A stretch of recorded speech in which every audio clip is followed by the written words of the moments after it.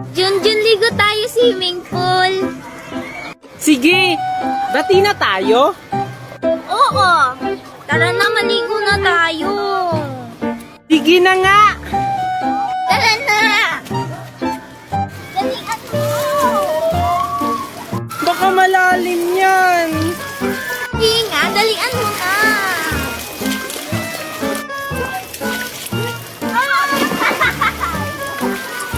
Yan mo naman. Bebe, bebe. Ika na, Angel. Ang daya-daya mo. Ayoko nga. Angel! Tulang! Tulang! No, may nalulunod na bata.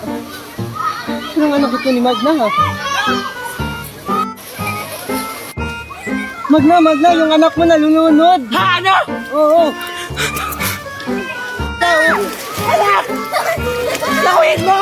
Yes! Anak! Ano gagawin ko?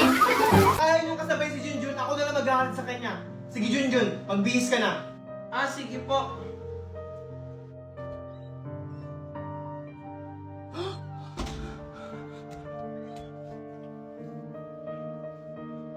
Alam ko na kung sinong gumawa nito.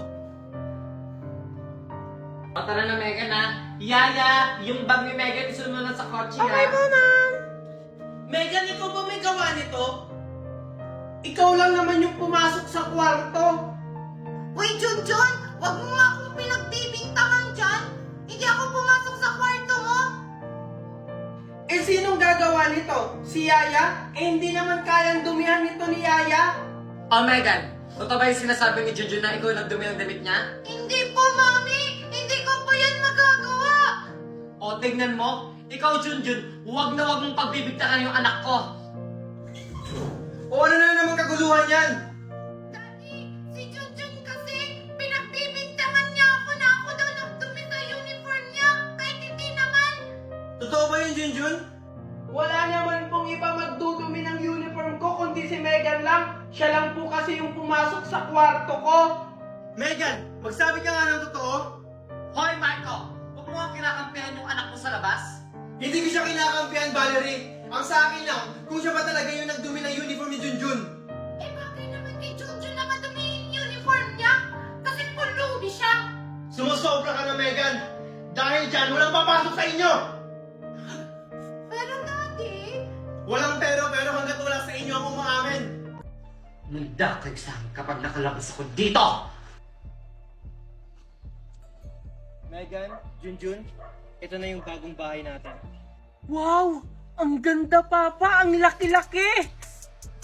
Simula ngayon, Junjun, Daddy na ang tawag mo sa akin, okay? Okay, Daddy. Thank you, Daddy! Ang ganda-ganda ng bahay natin! Ah, Junjun? Ano yan, Megan? Sir Marco! Oh, mga anak, maiwan ko muna kayo dito ah. Tinatawag na ako ng abogado natin. Sige po, Daddy! Junjun, patawarin mo ko sa lahat ng nagawa ko sa'yo. Patawarin mo rin ako, Megan. Nang dahil sa akin, naging magulo ang lahat. Hindi Junjun, ginawa mo lang ang tama. Akala ko kasi, magbabago pa si tita. Sana nga magbago na si Mami, kasi miss na miss ko na siya. Lahat nagbabago, Megan. Kaya sana si tita magbago na para makasama na natin siya. Oh, mukha yatang malalim yung pinag-uusapan nyo magkapatid ah. Alam nyo, masaya ako kasi masaya kayo sa isa't isa. Pero alam nyo mga anak, mas lalo kayong sasaya kasi lahat ng pamana ko ay nakapangalan sa inyong dalawa. Talaga, Daddy? Yay! Oo mga anak, kaya sana pagyamanin nyo ito. Thank you, Daddy! Daddy, oo nga pala, may napili na po akong charity. Charity? Oo po, yung kalahati po ng pera na galing sa inyo, ibibigay ko po sa charity sa mga batang naulila na po. Wow, ang bait mo talaga, Junjun. Daddy, pwede ba nating dalawin si Mami? Oo naman. Ano? Hindi pa ba kayo babangon dyan? Para walang pupuntahan na. Yes! Today's the day! Kuya, gising na! Wait lang, 5 minutes pa. Mama, si Kuya ayaw gumising! Huwag na yan isama! Ito na nga, babangon na nga! Mami, ready na ako!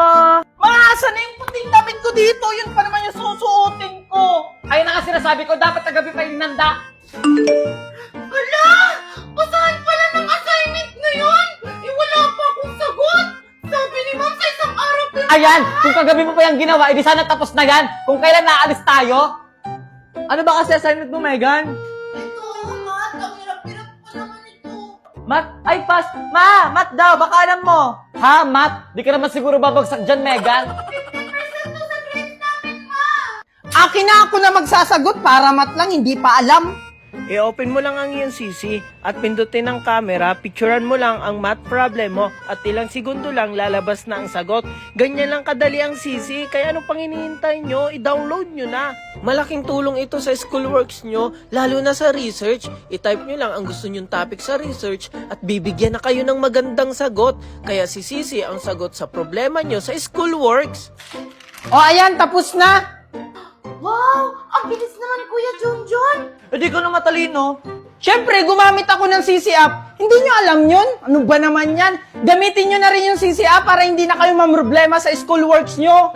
Ano, dyan na lang kayo? Huwag na lang kaya kayo sumama. Bilisan nyo na dyan! Eto na ma! Eto na po! Bilisan nyo dyan. Hala, isang oras na lang. Ilang oras ba biyahe papuntang airport? Hala, ikaw driver, hindi mo alam. Kayo alam nyo ba? Ako mami, alam ko. Itatanong natin kay Sisi. Ilang oras ang biyahe mula May Kawayan, Bulacan papuntang Manila International Airport? Ang biyahe mula Kawayan, Bulacan papuntang Manila International Airport ay humigit kumulang 1 oras at 59 minuto kung gagamit ka ng bus at tren. Wow, ang galing naman yan, anak. Ano? 1 hour and 15 minutes? Wala, may 1 minuto na lang tayo. Bilisan nyo! Wait lang!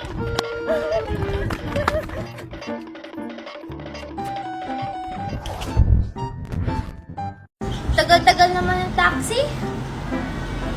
Uy, sakto. Mukhang yamanin yung batang yun ah. Sakto. Sa kanya lang kami ni Angel. Junjun. Tingnan mo. Binilhan ako ni Ninang Magna ng... Dito na lang ako maglalaro ng balon ko. Buti naman nandyan na kayo. Huwag na kayo magpanggap dahil alam ko na. Tinawagan ako ng teacher nyo. Pinapapunta daw ako sa principal's office. Nakipag-away daw kayo. Ano na naman ba ang problema nyo? Kasi po, kasi daddy, si Megan at saka si Kuya Junjun nakipag-away sa kaklase nila. Si Megan nakipagsabunutan po, tapos si Kuya Junjun nakipagsuntukan. Ikaw nga nagkipag-away din! Kasi po, daddy, binubuli po kami sa school. Wala daw po kaming mama. Tama na, huwag na kayo magturuan. Nakalimutan niyo yung pinag-usapan natin. Eh kasi daddy, hindi na namin mapigilan. Sobrang sakit na po kasi ng pinagsasabi nila sa amin. Oo nga po. Kahit na, dapat hindi nyo na lang pinatulan. Nakalimutan nyo na ba yung sinabi ko sa inyo na wag kayong magpapa-apekto sa sasabihin ng iba? Buti naman nakarating na kay Sir Marco. Magandang araw po, ma'am. Magandang araw din. Pinatawag kita, Sir Marco, para kausapin ka about sa mga anak nyo. Ano ba nangyayari sa inyo? May family problem lang po, ma'am. Hindi naman ganyan yung mga anak ko dati. Ganun ba? Dapat, Sir Marco, pinagsasabihin niyo yung mga anak nyo. Hindi naman ako nagkulang na pangaralan sila, ma'am. At hindi ko din sila masisisi kung bakit sila nakikipag-away dahil sa mga masasakit na sinasabi nila sa mga anak ko. Ganun ba, Sir Marco? Pasensya ka na. Huwag kayong mag-alala. Pagtutuunan namin ng pansin yung mga ganitong mga problema para makatulong sa anak mo. Sige po, ma'am. Sana rin po yung mga nangbubuli sa mga anak ko, pagsabihan nyo rin po sila. Makakaasa po kayo, Sir Marco. Kuya, pabili po. Bibili ka? Hindi! Magnanakaw siguro ako. Malamang dito ako, bibili ako. Tanga ka ba? Yawa ka? Ano ba kasing bibilhin mo? Bibili lang naman ako ng Colgate. Anong Colgate? Hindi! Pusap siguro bibilhin ko. Malamang Colgate. Sumusobra ka, ha? Siyangwa ka? Bumibili lang ako, mananakit ka pa? Akala mo siguro hindi yun masakit? Colgate ko. Hoy, remind ko lang sa'yo, ha? Magkaiba yung Colgate sa close-up, ha? Hoy, pautang din ako, loyal, ha? Bobo! Magkaiba ang loyal sa royal! Tsaka, mangungutang ka na nga lang, maninigaw ka pa! Ba, sumasagot ka pa? Babayaran ko din naman to next year. Sasagot ka pa? Next year ba? Ang tagal naman no. Next year ba? Ano ba kasi po? Aling Magna? Asan na si Aling Magna? Andito lang yun ah. Oh, asan si Magna? Ah, andito lang po yun kanina eh. Ikaw talagang bata ka? Niloloko mo talaga ako? Alam mo may ginagawa ko sa loob? Eh, andito lang naman po siya kanina sa may halaman nyo. Halaman ko?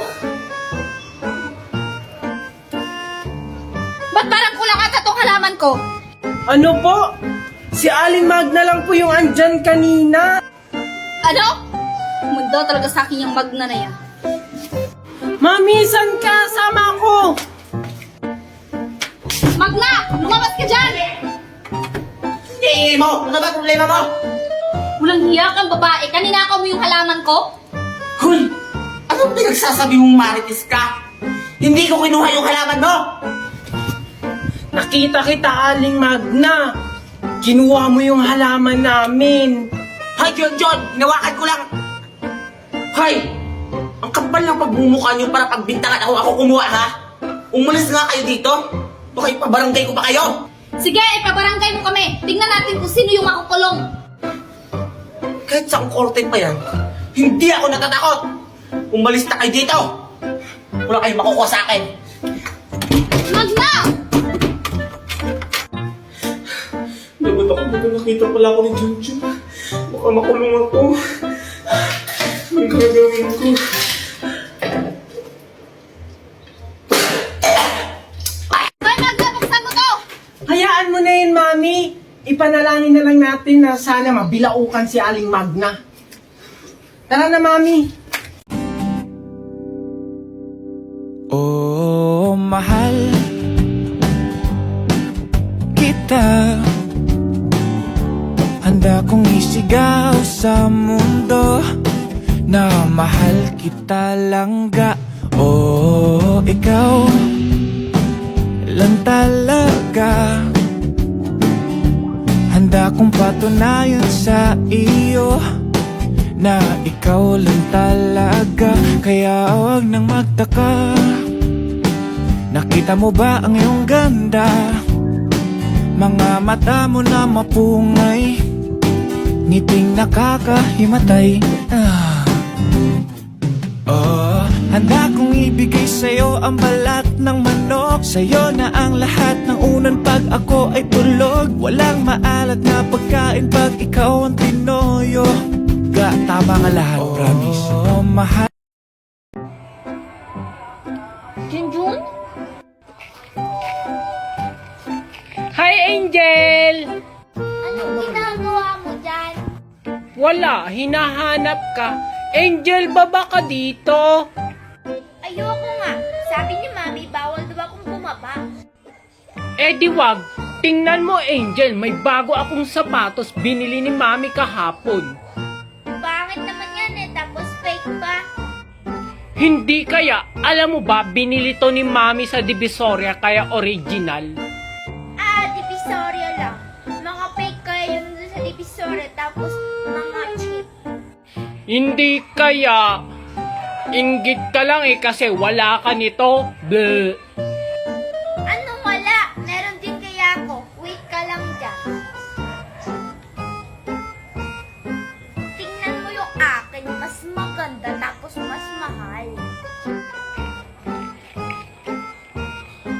Hala, oo nga, mas maganda yung kanya. Pangit din.